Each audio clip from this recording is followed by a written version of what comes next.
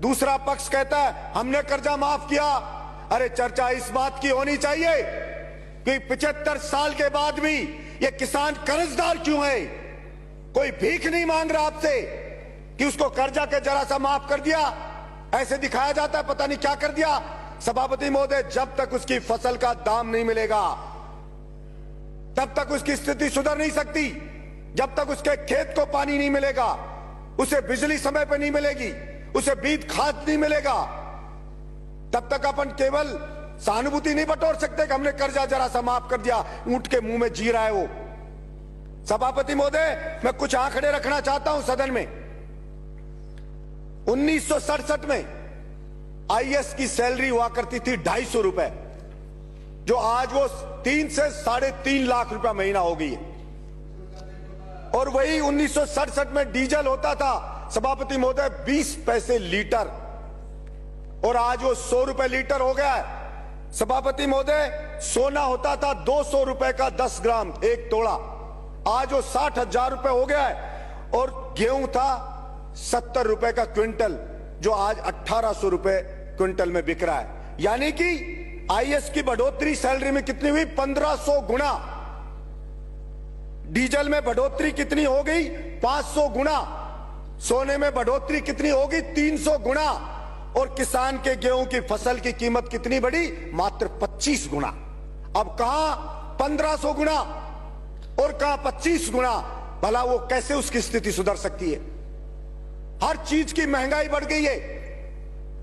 कृषि के उपकरण है, उनकी महंगाई बढ़ गई है, लेकिन उसकी फसल को नहीं खरीदती सरकारें। अब गेहूं पे 10% बढ़ाई है, 200 ये कह दिया 2110 रुपए। सभापति महोदय, हमारे मंत्री जी हैं, खुद किसान हैं, वो जानते हैं कि खर्चा गेहूं पे 1 बीघा का खर्चा किसान का आता है 1800 रुपया बीघा पे आता है। 18 जैसे एक जो क्विंटल पर 1800 और 18,000 रुपया 1 बीघा पे आता है। मात्र 10 क्विंटल के लगभग गेहूं पैदा होता है।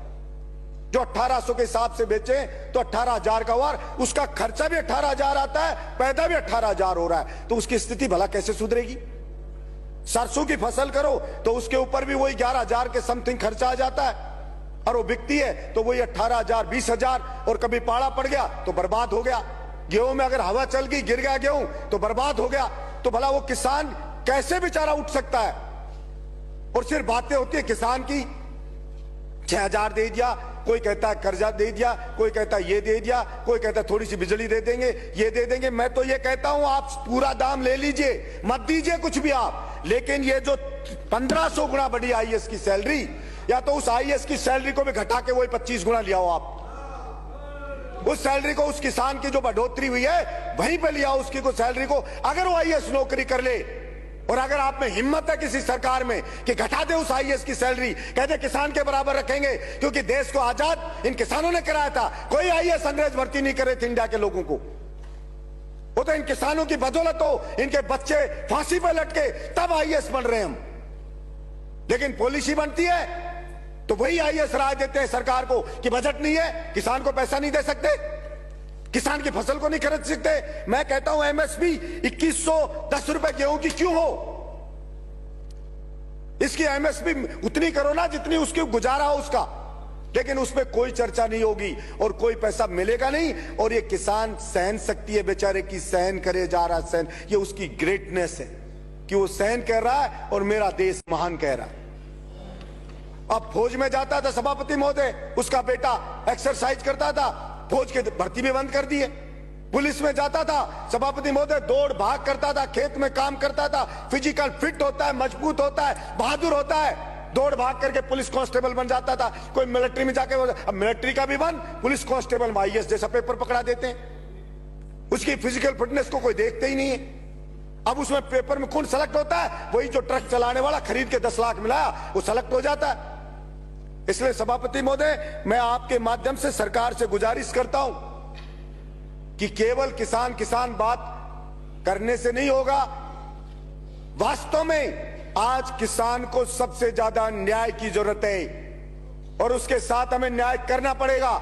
नहीं वो किसान के बच्चे जो अंग्रेजों से लड़े थे, जिस दिन उसने ठान लिया उस दिन फिर आप सोचना क्या हाल होगा। इसलिए मैं समझता हूं उठा उठा के फेंक देंगे और होगा क्या, मूली की तरह पाड़ पाड़ के फेंक देंगे आपको, और क्या होगा, ये होगा। इसलिए कभी कभी उस किसान की हिम्मत को ना ललकारे सरकार कि वो लड़ नहीं सकता या अपना हक हासिल नहीं कर सकता, वो तो अपने देश में आस्था रखता है तो सहन करे जा रहा है। और ये सभापति महोदय, मैं बात करूंगा जैसे आवारा पशुओं की, ये एक बड़ा आंदोलन इन आवारा पशुओं के लिए भी होगा। किसान की फसल को खा रहे हैं ये रोजड़े, सुअर, आवारा। और मैंने पहले भी कहा, अरे आदमियों की नसबंदी करते हो, इनकी नसबंदी करके ही रोक दो। हम छोटे बच्चे थे तो बछड़ों की नसबंदी करवाता था किसान। आवारा ये जब नंदी है उनकी नसबंदी कर दो। और गाय को अगर सच में बचाना चाहते हो, आप गौशाला में अनुदान देते हो, किसान को दो ना अनुदान, कि वो घर पे गाय को पाले। हम अनुदान देंगे तो किसान की स्थिति भी सुधरेगी और हमारी गाय माता भी बचेगी। लेकिन किसान को तो देना नहीं चाहते, क्योंकि सब जानते हैं अगर उसके पास, अगर उसकी रोटी पेट में आ गई, उसको थोड़ा जीने का मिल गया तो सोचने लग जाएगा वो कि कौन क्या कर रहा है। वो आईएएस हजारों करोड़ रुपए खा रहे, फिर भी 1500 गुना सैलरी बढ़ा रहे हो। जाके देखो एक आईएएस बनता है तब क्या घर होता है उसका, और 5 साल बाद देखो उसके बच्चे मर्सिडीज में घूमते हैं, विदेश में पढ़ते हैं। क्या कभी सरकार ने पूछा है कि कहां से आ गया है पैसा? फार्म हाउस है बड़े बड़े, और बड़े बड़े मंत्री जाते हैं और जाकर फार्म हाउस में उसके पार्टी करके आ जाते। कभी पूछा किसी ने कि ये कहां से लिया आया? लेकिन कोई नहीं पूछा जाता। इसलिए मैं आशा रखता हूं कि किसान के ऊपर रियल में कोई उसकी दशा सुधारने पर निर्णय होगा। धन्यवाद सभापति।